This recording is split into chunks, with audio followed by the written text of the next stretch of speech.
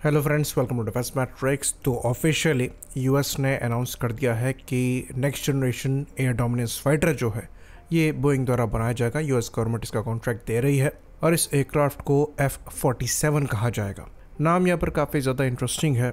कई स्पेकुलेशन ये लगाए जा रहे हैं कि प्रेसिडेंट ट्रम्प को प्लीज़ करने के लिए, क्योंकि वो 47th प्रेसिडेंट है, इसका नाम F-47 रखा गया है। खैर, जिस तरीके के पॉलिटिकल सिनेरियो अभी चल रहे हैं तो इसकी पॉसिबिलिटी को नकारा नहीं जा सकता। सवाल अब इस पर भी उठता है कि बोइंग को ही क्यों कॉन्ट्रैक्ट दिया गया, क्योंकि लॉकहीड और Northrop ग्रमन 6th generation fighter capability के मामले में ऐसा माना जा रहा था कि बोइंग से आगे चल रहे हैं। तो हमें पर्सनली ऐसा लगता है कि ये बोइंग के फ्यूचर को सिक्योर करने के लिए किया गया है, क्योंकि लॉकहीड मार्टिन द्वारा F-35 बनाए जा रहे हैं जो कि अभी कई दशकों तक रहेंगे।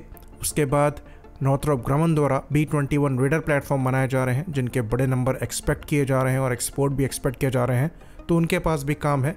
पर बोइंग के पास कोई बड़ा प्रोजेक्ट नज़र नहीं आ रहा था। F/A-18 सुपर हॉर्नेट के प्रोडक्शन खत्म होने के बाद अब ऐसा लगता है कि NGAD इनके द्वारा प्रोड्यूस किए जाएंगे। यहाँ पर जो सबसे इंटरेस्टिंग बात है वो ये है कि प्रेसिडेंट ट्रम्प ने अनाउंस किया है कि इसका एक प्रोटोटाइप, इस पर्टिकुलर प्लेटफॉर्म का प्रोटोटाइप पिछले 5 साल से फ्लाई कर रहा है। खैर, NGAD के बारे में चर्चाएं पहले भी चल रही हैं और ये चीज़ सबको लगभग मालूम ही थी कि NGAD फ्लाई कर रहा है। ऑफिशियल अनाउंसमेंट इसकी आज फॉर्मली आ गई है। अदरवाइज सबको पता है कि यूएस ऐसे पीछे नहीं बैठेगा। स्पेशली अगर चाइना जैसी country 6th generation fighter platform बना रही है तो यूएस वहाँ पर पीछे नहीं रहने वाला है। और जब Chinese 6th generation fighter platform की बात हुई थी तब भी हमने ये कहा था कि यूएस ही एकमात्र ऐसी कंट्री है जो कि कैपेबिलिटी पोजेस करती है नेक्स्ट जनरेशन फाइटर प्लेटफॉर्म बनाने की, क्योंकि नेक्स्ट जनरेशन फाइटर प्लेटफॉर्म के लिए जो सबसे ज़्यादा क्रूशियल चीज़ है ये पावर प्लांट होने वाले हैं, जहाँ पर थ्रस्ट टू वेट रेशियो आपका 14 रीच कर रहा है। साथ ही साथ इलेक्ट्रिकल पावर प्रोडक्शन काफ़ी ज़्यादा हाई होने वाला है जो कि सपोर्ट करेगा डायरेक्ट एनर्जी वेपन्स को। साथ में फ्यूल इकोनॉमी भी काफ़ी ज़्यादा होने वाली है और यूएस द्वारा काम किया जा रहा है नेक्स्ट जनरेशन इंजन्स पर, जो कि अडेप्टिव साइकिल का तो इस्तेमाल करेंगे ही, साथ ही साथ नेक्स्ट जनरेशन मटेरियल्स का भी इस्तेमाल करेंगे ज़्यादा हायर टेम्परेचर को झेलने के लिए। तो CMC जैसे मटेरियल पर काफ़ी एडवांसमेंट यूएस द्वारा दिखाई गई है और इनके कई इंजन्स में इन मटेरियल्स के साथ टेस्टिंग भी चल रही है। तो जनरल इलेक्ट्रिक द्वारा XA-100 इंजन बनाया जा रहा है जो कि लॉकहीड मार्टिन F-35 में इस्तेमाल किया जाना था। वहीं पर XA-102 इंजन भी डेवलपमेंट में है जो कि NGAD के लिए है और इसी के कंपटीशन में प्रैट एंड व्हिटनी का XA-103 इंजन भी है जो अगेन NGAD में इस्तेमाल हो सकता है।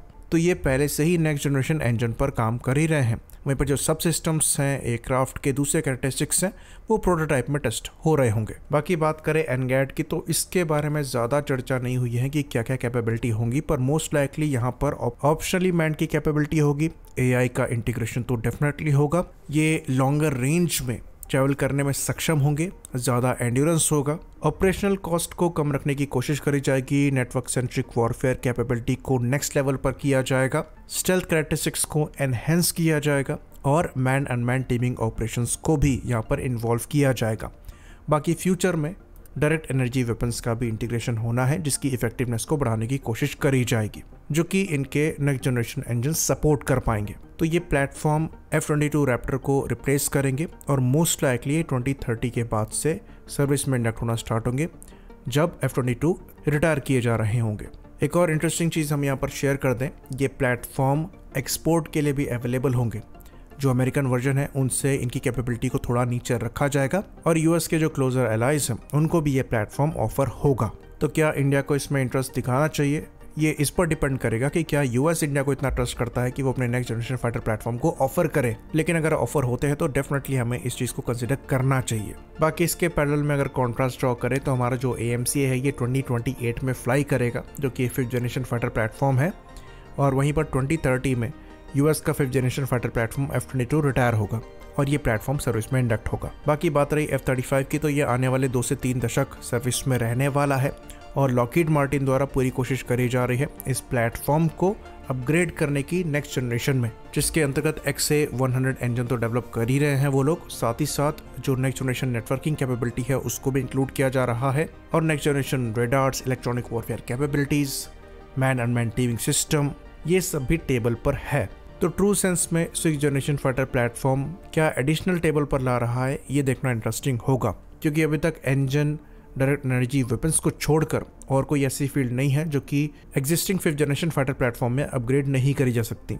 इसलिए F-35 के अपग्रेड्स लॉकहीड द्वारा किए जा रहे हैं। बाकी ये प्रोग्राम काफ़ी ज़्यादा इंटरेस्टिंग होगा, तो इस पर नज़र बनाने की ज़रूरत है। इसी बात पर इस वीडियो को हम ख़त्म करेंगे। लाइक करिए, सब्सक्राइब करिए। जय हिंद।